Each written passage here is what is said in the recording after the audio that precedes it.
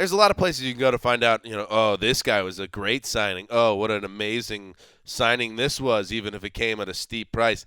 Let's go deeper. Let's dig deeper, guys. Talk about some under-the-radar NFL free agent signings, the type of signings that aren't making a lot of buzz right now, but you'll know about it come September, October, November, December, January, and maybe even February. Mark, get us going. I like Alfred Morris to the Cowboys because let's start. It's a 2-year deal for $3.5 million.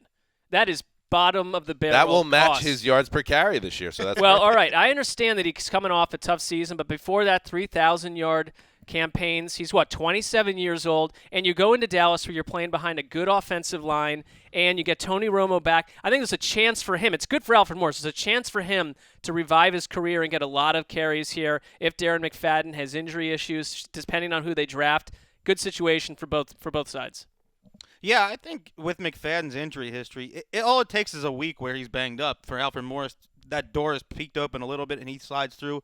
I sort of question how much of his success was due to RG3's threat of the run in Washington, but it's an interesting signing behind that offensive line. Wes, you got one? I love the Chris Long signing for the Patriots. This is a typical Patriots signing, a guy who from 2010 to 2013 had more combined quarterback sacks, hits, and hurries than any 4-3 defensive end in the NFL.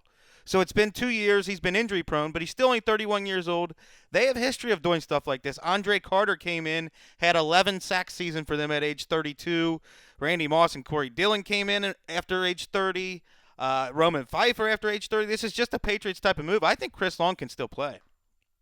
I think so. I mean, I think if there's anybody, you always trust the acumen up at the Patriot way. And Long, if he has something in the tank, you know that the coaching staff's going to get it out of him. And I'll tell you what, that segs nicely to my choice, which is Chris Hogan.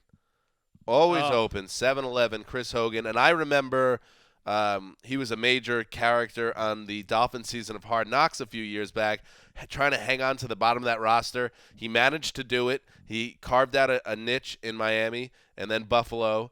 And now he goes to New England, and you trust that they see him as a fit in their system. That's how they operate, Chad Johnson notwithstanding. Usually they'll find guys that fit in nicely. He might end up being the guy that replaces Danny Amendola. And would I be stunned, especially as a tortured Jet fan, if Chris Hogan ends up with 80 catches this year?